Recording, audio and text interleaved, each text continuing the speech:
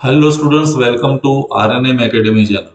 Students, हम paper solutions ले रहे हैं बेसिक मैकेनिकल इंजीनियरिंग सब्जेक्ट में। और जो इम्पोर्टेंट क्वेश्चंस है उसका मैं आंसर्स दे रहा हूँ। तो आज की वीडियो में मैं जो क्वेश्चन ले रहा हूँ वो क्वेश्चन 5A है, जिसका वेटेज 3 मार्क्स का है और थियोरेटिकल क्वेश्चन है। Differentiate between reciprocating compressor and rotary compressor. तो यहाँ हमें दोनों कंप्रेसर्स के बीच का डिफरेंस दिखाना है।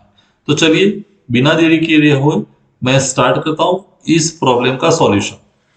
सबसे पहला पॉइंट जो है डिफरेंस का रेसिप्रोकेटिंग कंप्रेसर और रोटरी कंप्रेसर के बीच, वो ये रहा।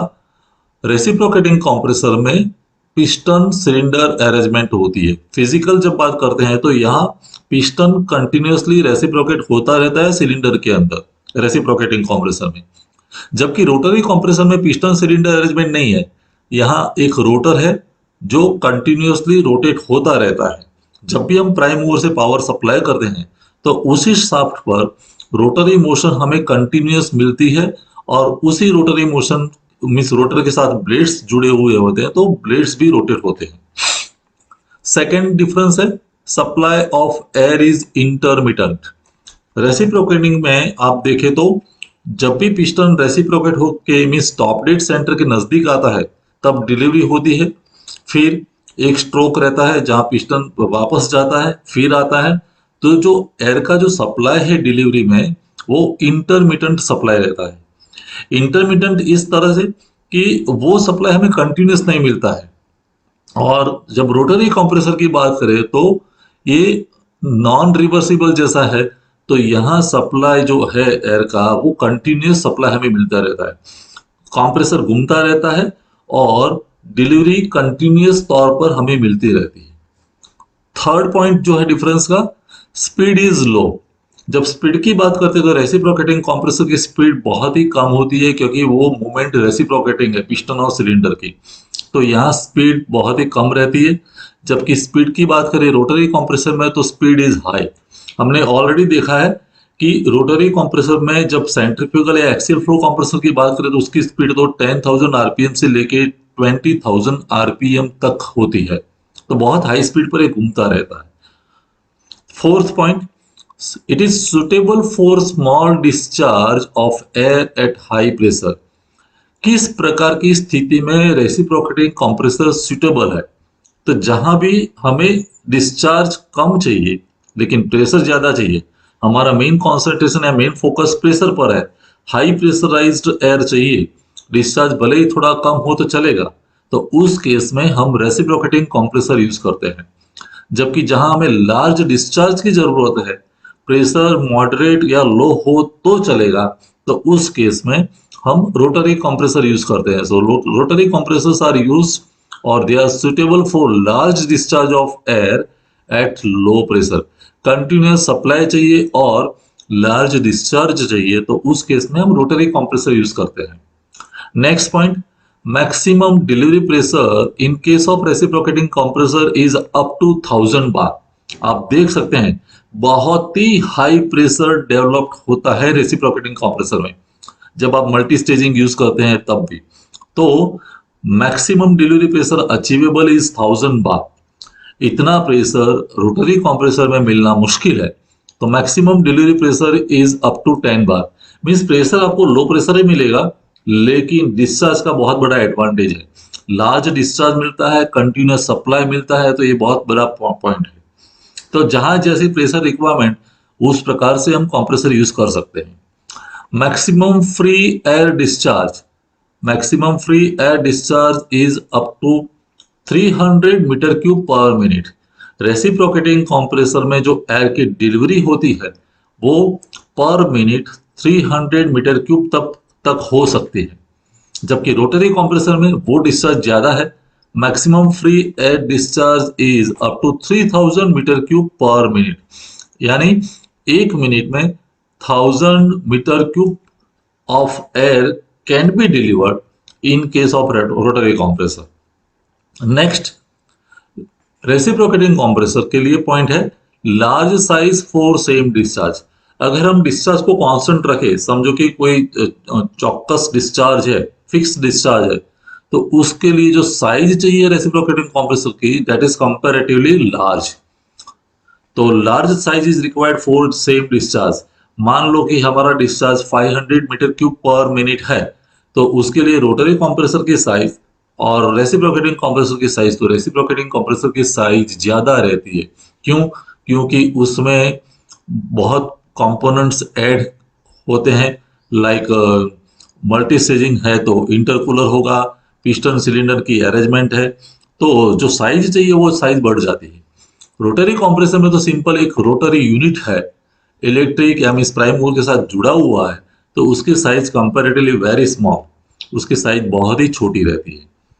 Next is problem of balancing in case of reciprocating compressor. इसके टाइटल पर से पता चलता है कि वो रेसिप्रोकेटिंग है, पल्सेटिंग टाइप का कंप्रेसर है, तो बैलेंसिंग का क्वेश्चन रहता है। कंटिन्यूअसली वो रेसिप्रोकेट होता रहता है, तो balancing is major problem in case of reciprocating compressor. Rotary में बैलेंसिंग का कोई प्रॉब्लम नहीं है, क्योंकि यहाँ शाफ्ट कंटिन्यूअस रोटेटिंग मोड में है, तो अनबैलेंसिंग का सवाल रहता नहीं है। Next, space requirement is more in case of reciprocating compressor. हमने अभी देखा कि साइज ज्यादा रहती है, और लार्जर साइज का रेसिप्रोकेटिंग कंप्रेसर है, तो उसको एकोमोडेट करने के लिए जो स्पेस चाहिए इंडस्ट्री में, space requirement is more. Rotary compressor एक कोने में आसानी से फिट हो सकता है, तो space requirement is less because size is very small. Next, mechanical efficiency in case of reciprocating compressor is low. हमें पता है कि मैकेनिकल एफिशिएंसी मेनली डिपेंडेंट है ऑन फिजिकल अरेंजमेंट, और फिजिकल अरेंजमेंट जितनी कॉम्प्लिकेटेड होती है, जितने रोटेट मीन्स मूविंग पार्ट्स ज्यादा होते हैं, तो उतनी एफिशिएंसी डाउन आती है, क्योंकि लॉसेस बढ़ जाते हैं। और लॉसेस ज्यादा है कि जहां भी कांटेक्ट आता है, लाइक पिस्टन और सिलेंडर के बीच, पिस्टन और कनेक्टिंग रोड है, कनेक्टिंग रोड के साथ वो क्रैंक है, तो जितने भी ज्यादा कंपोनेंट्स है वो लॉसेस इनकर ज्यादा करते हैं, तो उसी वजह से मैकेनिकल एफिशिएंसी कम रहती है। रोटरी कंप्रेसर में वैसा नहीं है, यहाँ कंपोनेंट्स भी कम है, और उसकी वजह से mechanical efficiency is comparatively high. Next, reciprocating compressor cannot be directly coupled to high speed prime mover। हमने ऑलरेडी देखा कि रेसिप्रोकेटिंग कंप्रेसर की स्पीड बहुत ही कम रहती है, और जब हम प्राइम मूवर रन करते हैं, like we can take the case of the electrical motor, तो इलेक्ट्रिक मोटर जब रन करते हैं तो उसकी जो स्पीड है उसी स्पीड से हम रेसिप्रोकेटिंग कंप्रेसर चला नहीं सकते, क्योंकि वो स्पीड इसके लिए, तो वहां कुछ अरेंजमेंट करनी पड़ती है ड्राइव की, और उस ड्राइव की वजह से हम कंप्रेसर को कम स्पीड से चलाते हैं। तो we can not couple directly the prime mover to the reciprocating compressor. एक ही शाफ्ट पर हम जोड़ नहीं सकते, बीच में कुछ ना कुछ ड्राइव रखनी पड़ती है। रोटरी कंप्रेसर में ऐसा नहीं है।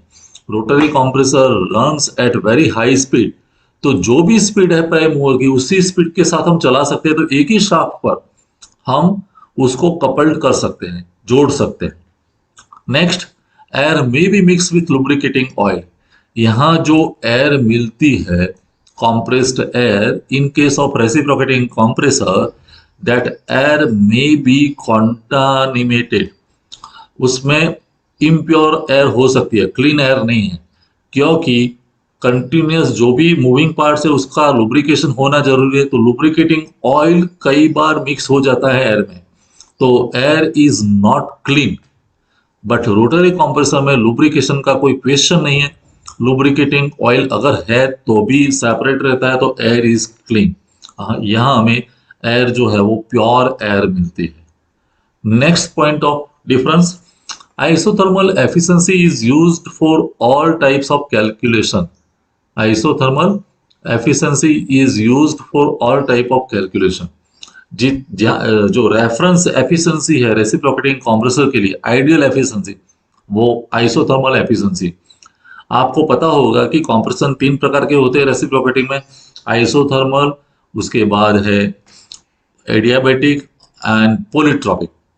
तो हमें पता है कि सबसे ज्यादा पावर कंजप्शन करने वाला जो कंप्रेशन है वो एडियाबैटिक है, और कम पावर कंजप्शन करने वाला जो कंप्रेशन है वो आइसोथर्मल है, और इन बिटवीन रहता है वो पॉलीट्रॉपिक है, एन वाला। तो isothermal is the least compression work, means come power चाहिए, और इसीलिए आइसोथर्मल एफिशिएंसी है वो मेजरमेंट पैरामीटर बन जाता है, रेफरेंस एफिशिएंसी है, उसके रेफरेंस में हम बाकी सब कैलकुलेशन करते हैं। रोटरी कंप्रेसर में वैसा नहीं है। रोटरी कंप्रेसर में isentropic efficiency is used for all types of calculation. यहाँ आइसेंट्रोपिक एफिशिएंसी मेजरिंग पैरामीटर या रेफरेंस लाइन बनती है, और उसके बेस पर हम बाकी सब कैलकुलेशन करते हैं। Next, maintenance is high. हमें पता है कि जितनी ज्यादा स्पेस चाहिए, जितना कॉम्प्लिकेटेड अरेंजमेंट है, उतना मेंटेनेंस भी ज्यादा चाहिए। तो high maintenance is required in reciprocating compressor, जबकि रोटरी कंप्रेसर में मेंटेनेंस लो रहता है। मेंटेनेंस इज कंपैरेटिवली लो, क्योंकि बहुत ही कम पार्ट्स है, इसकी वजह से। And initial cost in case of reciprocating compressor is high, और initial cost here it is low. Reciprocating compressor में ज्यादा कंपोनेंट्स यूज होते हैं, साइज भी ज्यादा रहती है, उसके साथ जुड़े हुए सभी पार्ट्स प्रिसाइज होने चाहिए। पिस्टन है, सिलेंडर है, वाल्स है, वाल्स को ऑपरेट करने की कई बार मैकेनिज्म होती है, क्रैंक है, तो इसकी वजह से और अगर मल्टी स्टेजिंग है तो इंटरकूलर्स भी है, हीट एक्सचेंजर्स जब है, तो इनिशियल कॉस्ट बहुत ही ज्यादा होती है। जबकि रोटरी कंप्रेसर में डायरेक्टली आप प्राइम मूवर के साथ वो रोटर को अटैच करते हैं, उसके साथ ब्लेड्स है और कुछ अरेंजमेंट है नहीं, तो इनिशियल कॉस्ट इज लो। तो ये सभी पॉइंट्स स्टूडेंट्स आप एग्जामिनेशन में लिख सकते हैं। एक बार फिर आप खुद तैयार करके अपनी नोट बना दीजिए, और उसके अनुसार कोई डाउट है, क्वेरी है, तो कमेंट सेक्शन में जरूर लिखें। मिलते हैं नेक्स्ट वीडियो में। Thank you for watching, thank you very much. अगर आपको ये वीडियो पसंद आया है और आप मेरी चैनल पर नए हैं तो प्लीज मेरे चैनल को लाइक कीजिए, शेयर कीजिए और सब्सक्राइब जरूर कीजिए। Thank you very much.